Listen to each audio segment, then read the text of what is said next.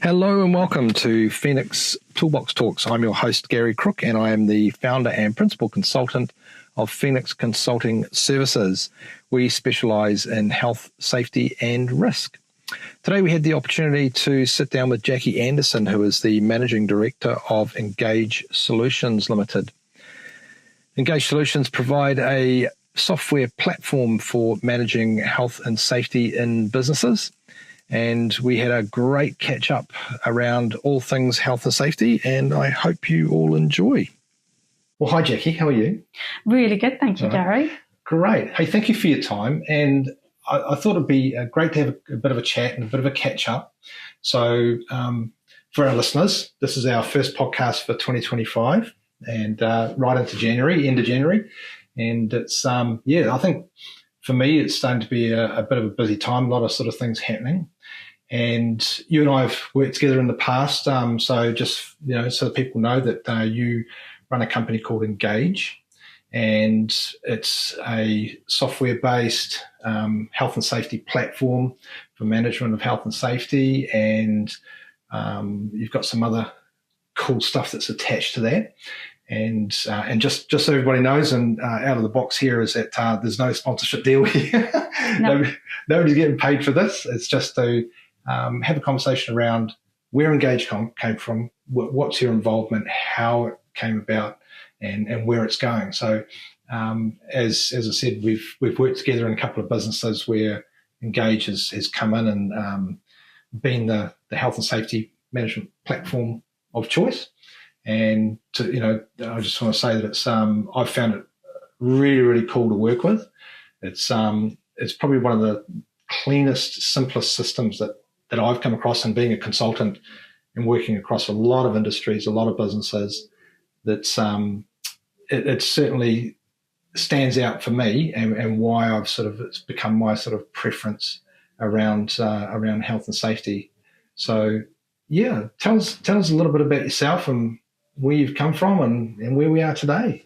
Okay, well, first of all, thank you very much for having me. Really do appreciate that, and for the kind things that you just said too. Much appreciated.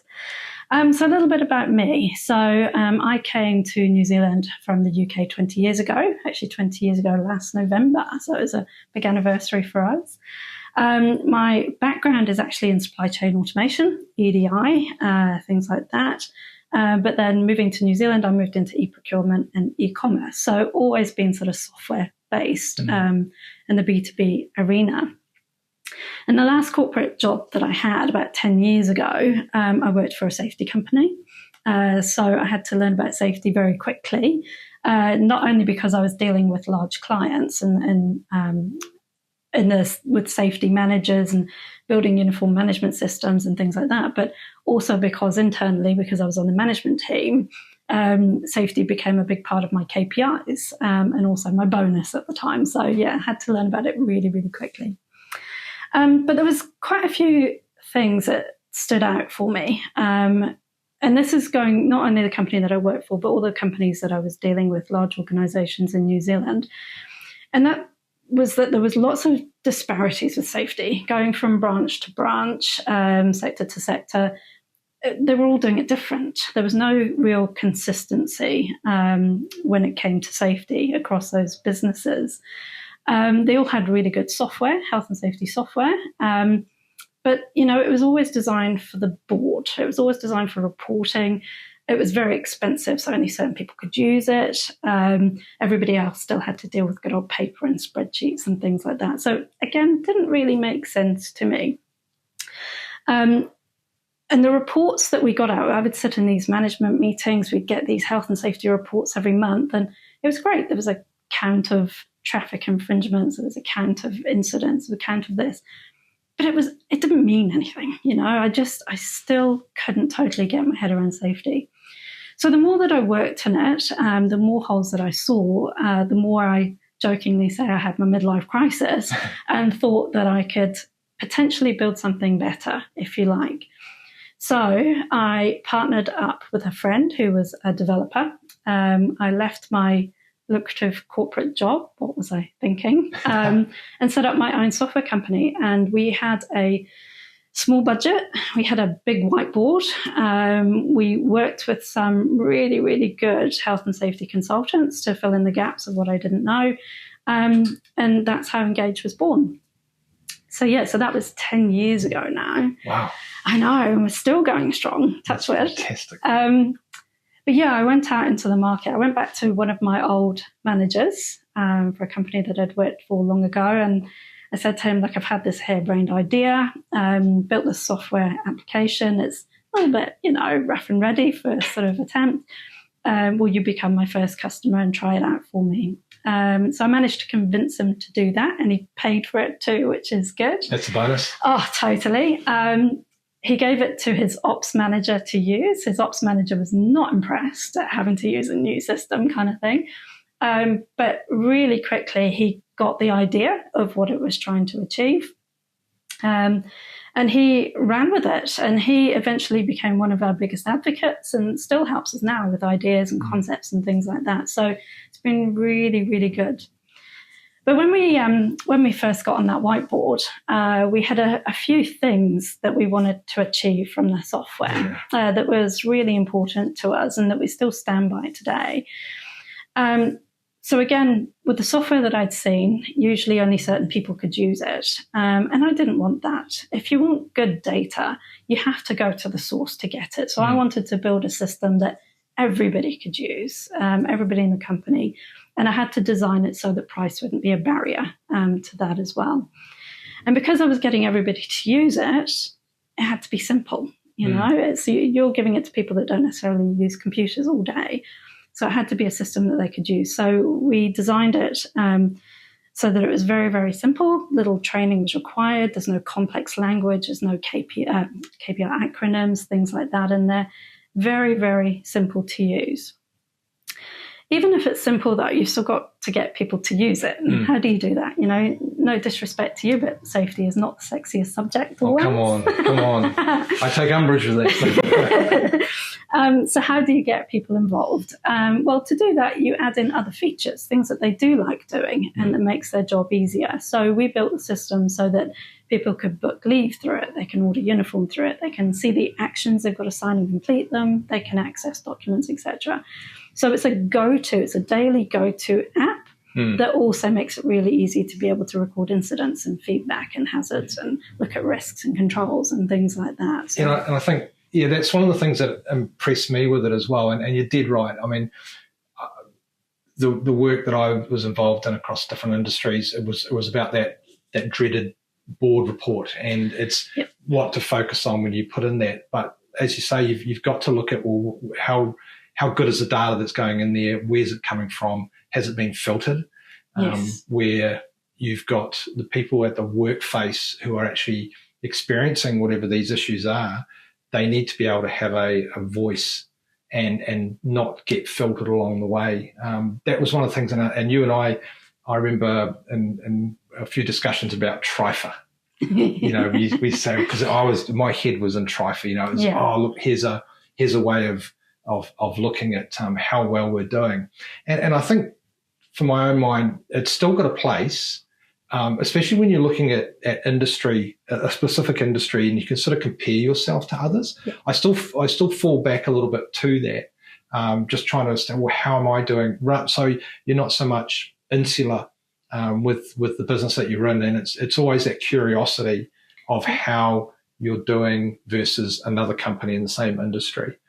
So I was a big fan of the business Zero Harm Business Forum, Business Leaders Forum, and we used to report into that, and I thought that's a great way of doing it.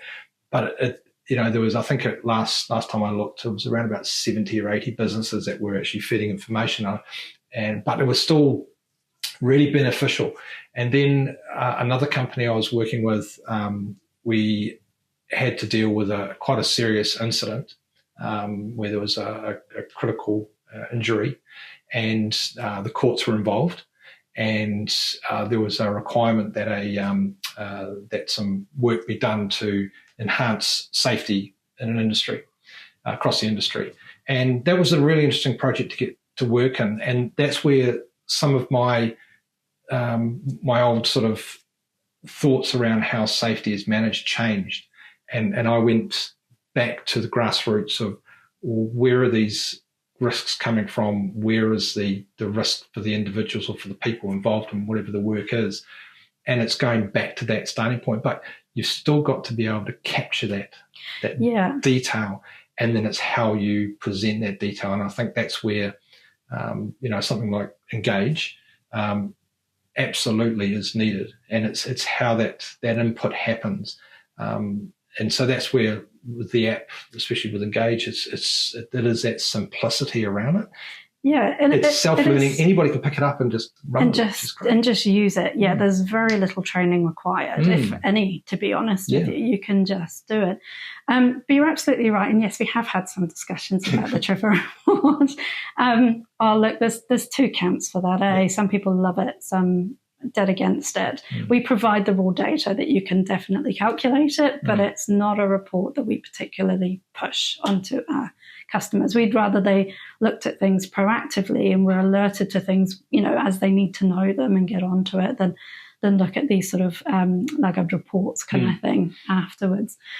But yeah, the other thing that we do with Engage though, and it's really important with when we implement the software and we work very closely with a customer, we absolutely work with them to define the roles in their business. And a role isn't necessarily the same as a job title. It's more about kind of where you work, the tasks that you do, your location, etc.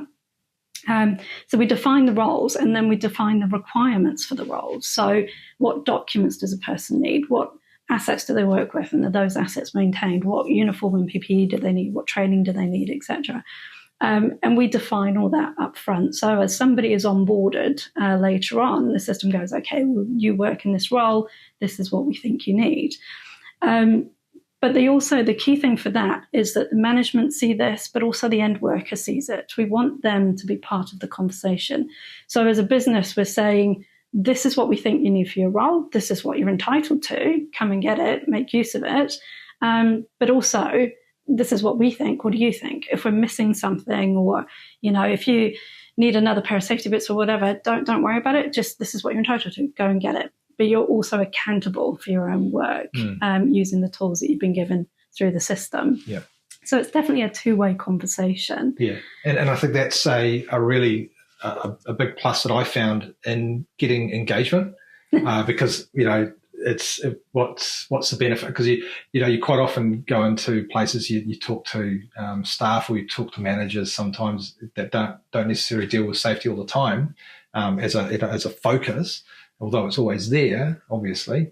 But it's like, health and safety, and it's another app. But when you do something like the workwear, where you have that ability, you're giving staff another reason to log into the system and actually have that continual engagement with it. And what I really liked about Engage as well was that you could set up your allocations so that you didn't have to always get that manager approval at a higher level. You're allowed 1 or 2 pairs of safety boots within a 12-month period. You might get 4 or 5 shirts, for example, in a 6-month period, depending on what the business is and what the approvals have been. And everything's already in there. And so that process of, I need new boots or I need new gloves or air protection, just straight in there, order it, because if you're working with a particular PPE company, it's already there. That's been chosen for you. It's the conversation's been had with the workers, and everybody's happy with the quality or the type of PPE that's been, or even a uniform that's been approved, and it just takes away the hassle. And exactly. So again, it's in that engagement process of, and it's in the name, engage, where you can very simply go through that process, order some more uniform or PPE, and then all of a sudden it turns up at your door. It's fantastic. And then from that use of, there's an instant benefit from opening that app. They then get to interact with it around reporting incidents or and people like doing that. They like buying stuff, even if it is PPE or ordering a laptop or a mobile phone or whatever it is they need. They like doing that.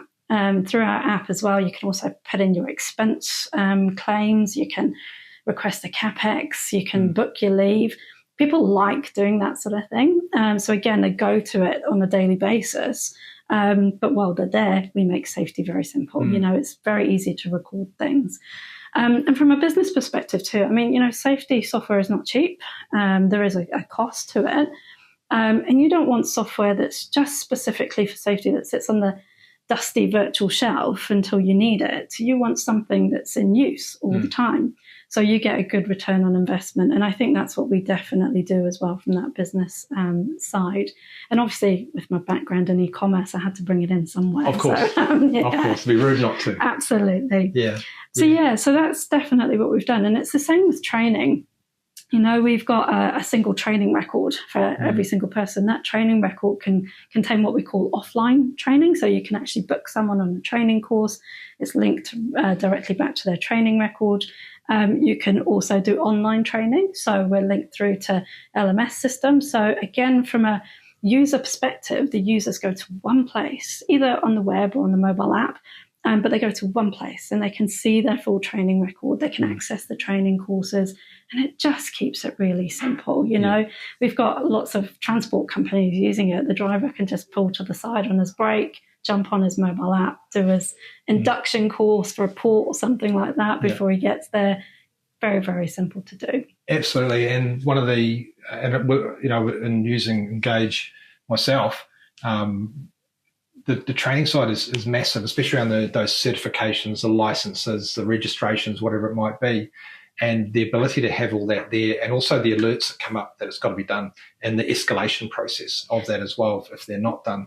I'm heavily involved in the marine industry, so working with MNZ regulations in particular, and it's getting there's more and more focus around making sure that there's evidence there, although at the grassroots of it, there's the safety aspect that we want to make sure everyone's safe, and there's processes in there that we've worked with and communicated, whether it's contractors, and we'll talk about contractors soon, is that the workers have had those conversations, those agreements around how things get done.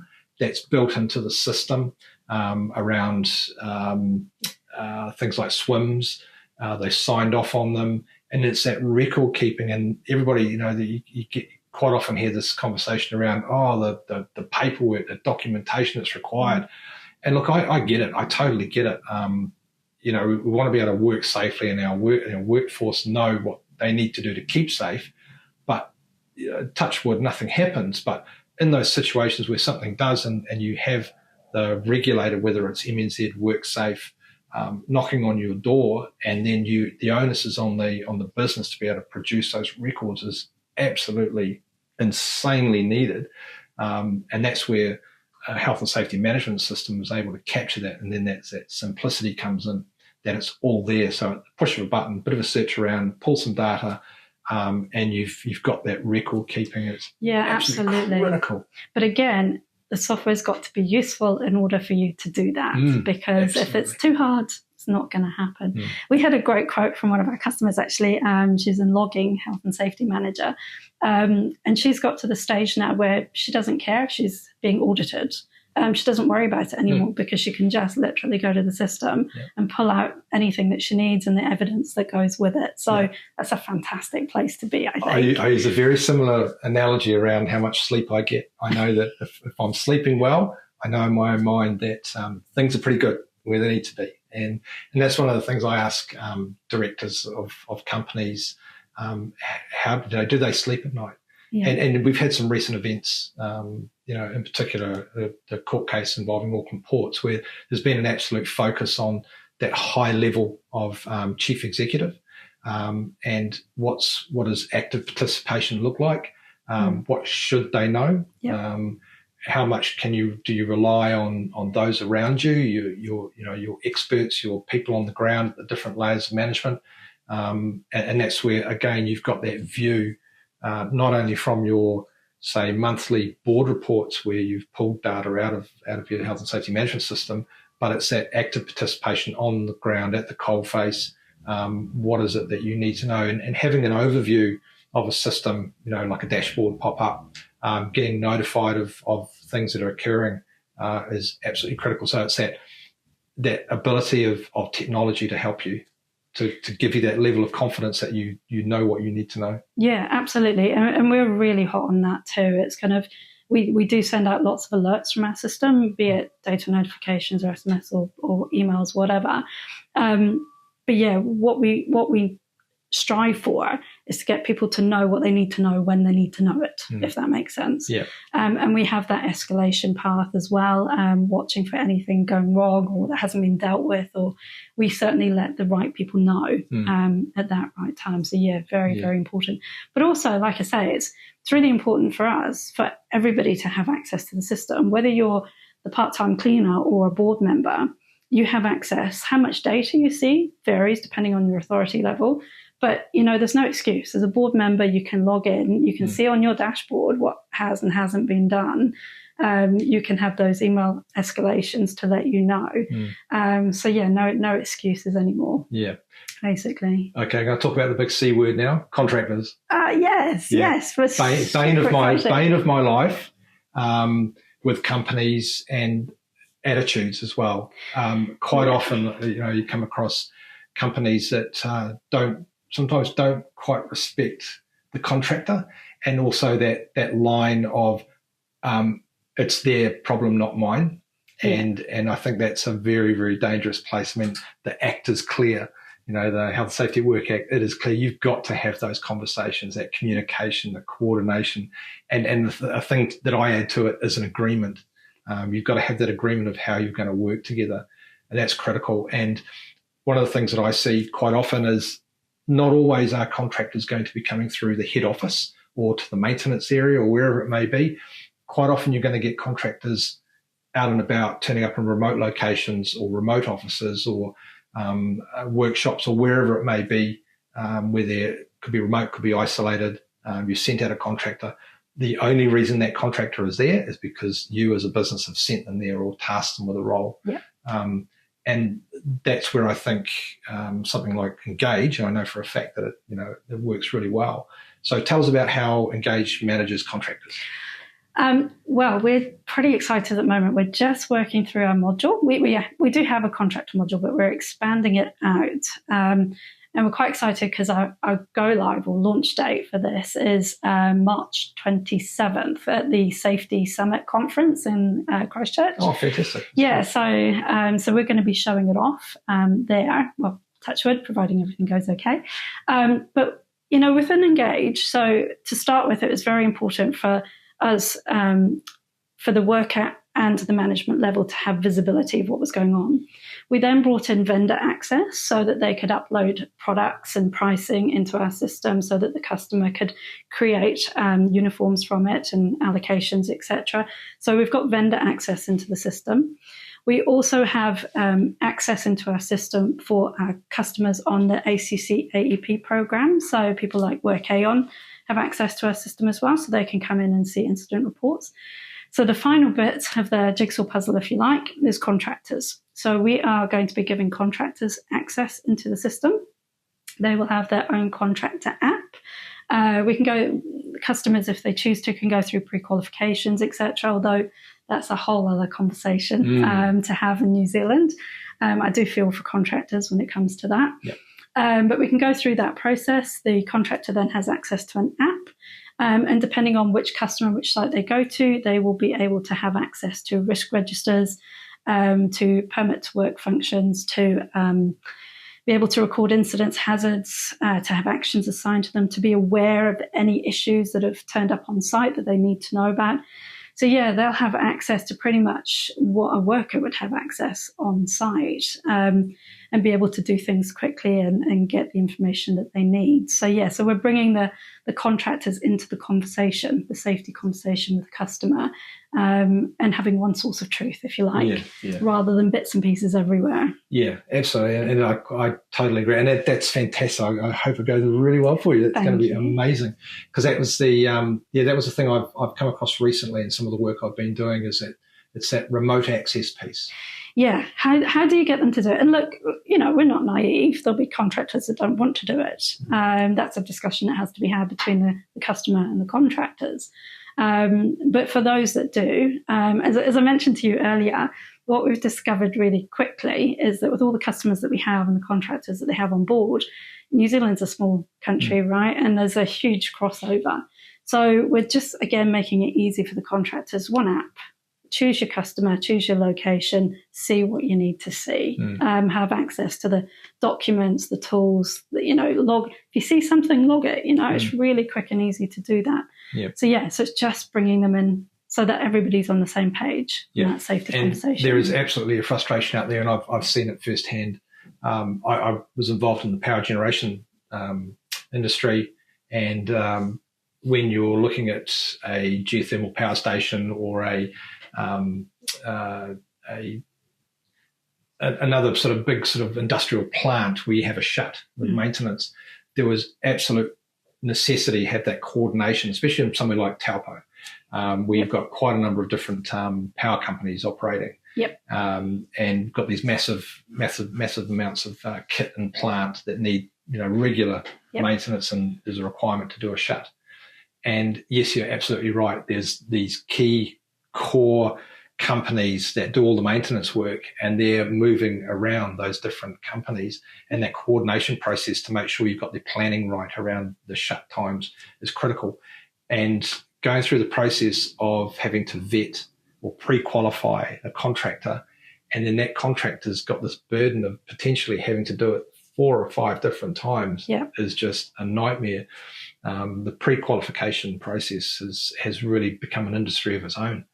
And it's I'm hoping it's starting to settle down a little bit now, because there was a big push around, and there's some key companies out there that do the pre-qualifications. And look, there's good ones, bad ones, and I've worked with a few of them, and they all have their pluses and minuses. And then you've got companies that will do an internal pre-qualification type process, which again can be good or bad. But it comes down to making sure that it doesn't put a financial burden on some of these contractors, which it does. It does. That's the biggest issue that we've got at the moment. It is, time and cost is the burden for them. And look, if a company has gone out and got ISO 45001 accreditation, or if they've been through a decent pre-qual here, why is that not good enough for the other companies? Why make them go through it again and again? Just because that company has decided to go down a certain track with another pre-qualification. Exactly. Absolutely. So we allow our customers to do it if they choose to. We're not enforcing it at all. But for us, it's more about sharing the information in real time, which is what we want to give them access to. So we have, our customers have hazardous substance registers, risk registers, like I say, the permit to work process that they go through, things like that. Even, within our software, you can upload your assets, and we deal with asset maintenance. But if you want to allocate that maintenance to an external contractor, let's show them the asset record that they're dealing with, and give them all the information about it in one go. So it's just about that sharing of information in real time. Nice. Yeah, we're not trying to, do want to put a caveat to that. We're not trying to impose a process on the contractor. They will have their own JSAs, swims, things like that, things that they're used to using. They want to use that, that's absolutely fine. What we're trying to do is give them the information that they may need to know while they're there. And then will they be able to upload their own documentation as well? Absolutely, yep. And they'll be able to put in their own training qualifications and things like that if they want to.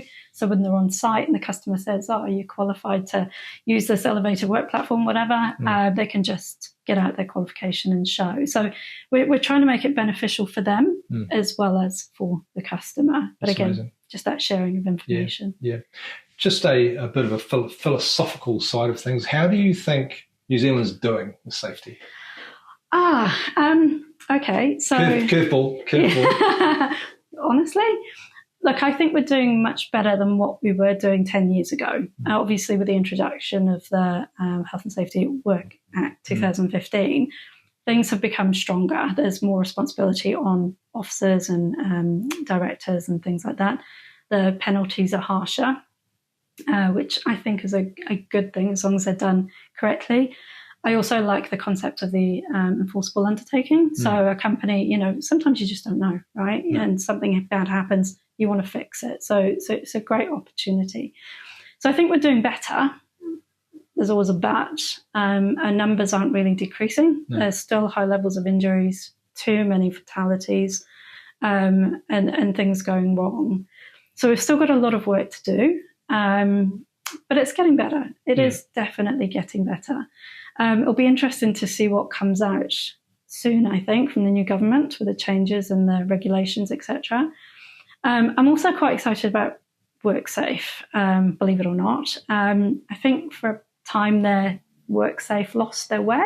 Not quite sure what they were supposed to be.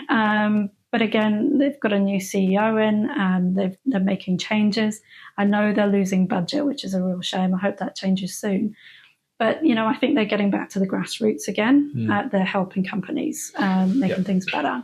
Yeah, I tend to agree. And it's a 10-year anniversary this year. It is. And yeah, the numbers, we've still got a high number of fatalities.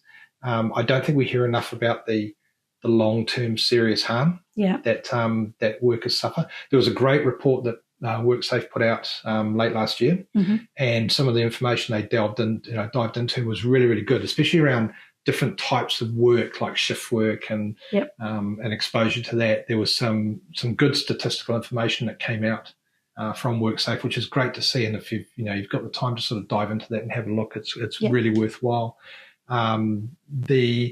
I think you're right with WorkSafe, and look, they it's a hard job, and I've worked alongside quite a few different groups, the high hazard unit, the major hazard facilities team, the inspectors on the road, and quite a few ex-police, of which I'm one, have ended up in WorkSafe.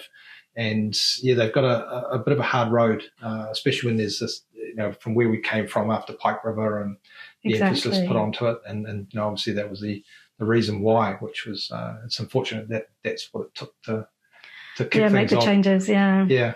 I was really impressed with WorkSafe initially with the whole education process. And you're quite right, there was a massive influence of an education side, and then it went down more of an enforcement track, and it needed to be done. There needed to be some challenges to certain industries, forestry in particular, at the time, construction, and some of those heavy industries. So I think you're right. I think it's finding their way still. It's not a quick fix. I think it'll only get better.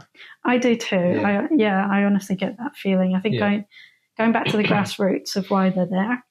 Yeah, I agree. And I think there was definitely a pull your boots up sort of needed to happen, especially from the old Act. I mean, I was in the police when the Health and Safety and Employment Act came out, and it was it was interesting then to have it sort of flip now with the new Act, where there's a lot more emphasis on the directors on the board. That responsibility, and it's always been there, but I think it's sort of lifted the veil a little bit more, and making sure that there's a lot more responsibility. And I think it's a good thing, and I can see it going, only in a good way. Totally. And I think for big businesses, they're doing really well. Obviously, the Institute of Directors and the Zero Harm group that we were talking about earlier, they put out some really good educational pieces for those directors. But we do have a tier, that sort of middle tier, which I feel they're still missing information. They're finding it hard to find. I will complain just for a second, but I'm not a big fan of WorkSafe's website. You go to the UK OSH website and you say, I'm this type of business with this many staff, etc. It's almost like a flowchart that says, okay, this is what you have to do to be, compliant with everything. But over here, just trying to find information is not as easy. So WorkSafe, if you're listening, please fix your website.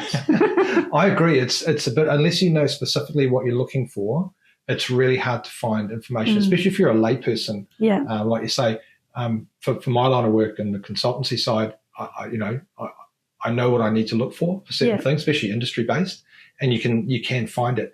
I'd like to see a lot more statistical information available, especially when you've got to be able to, in my line of work, be able to talk to a CEO or a board and demonstrate information. I'd like to be able to get a bit more.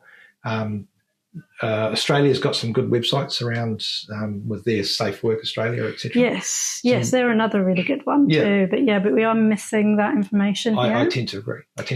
I will give a big shout out though to an organisation called ShopCare. I'm not sure if you're familiar with them, but they have been. It's worth a look. It's primarily retail that they look after, but they've built some brilliant dashboards actually using ACC and WorkSafe information and Power BI, and it's free on their website. So it's worth a look on there, definitely. Great. I'll get the link and we'll add it into the conversation. Absolutely. Great. So where to from now? What's happening? What's happening? Bigger and better? Bigger and better. You've got your contractor module. Yes, so we're launching that very soon. And for us, look, we have been primarily New Zealand based, but this year, we're striking out in Australia. We're waiting on a decision from our first big customer over there. We already have customers that have plants or branches in Canada and Australia, so we've already been doing some work there, but we've never actively gone outside the country. Wow! So for us, it's new territory and moving into those new global areas. How have you found the differences in legislation? Although Australia and New Zealand very, very, very similar. Yes, very similar. And actually, if you do look at the UK and the Canadian legislation, it's not that far off, to be honest with you. And we seem to be further on with our legislation than the rest of the world, which is a really, really good thing. What we offer these countries is better than what they're getting. So we're starting to get some really good feedback from them, and some major interest. So amazing. So fingers crossed we won't have another bout of COVID or anything that will stop us traveling, because this is our year. Yes, absolutely. Couldn't agree more. Could not agree more. Well, look, Jackie, thank you so much for your time. It's been fantastic to talk to you. Got some really cool information, and we'll make sure we put some links and some contact details along with the podcast. And I wish you well and good luck with your launch. Thank you, Gary. Much appreciated. Thank you so much. And thank you for your time. My pleasure. All right, we'll talk again. Thank you. Once again, Jackie, thank you so much for your time today. Really enjoyed our conversation and catch up. I wish you well for the launch of the new modules and your expansion overseas. I look forward to hearing about how that all goes for you. If anyone would like to contact Jackie, I have put some contact details and links in the podcast. Please feel free to get in touch with Jackie direct. Well, stay tuned for our next podcast. We've got some really interesting guests lined up. I'm sure you'll enjoy those as well. And as always, stay well and stay safe. See you next time.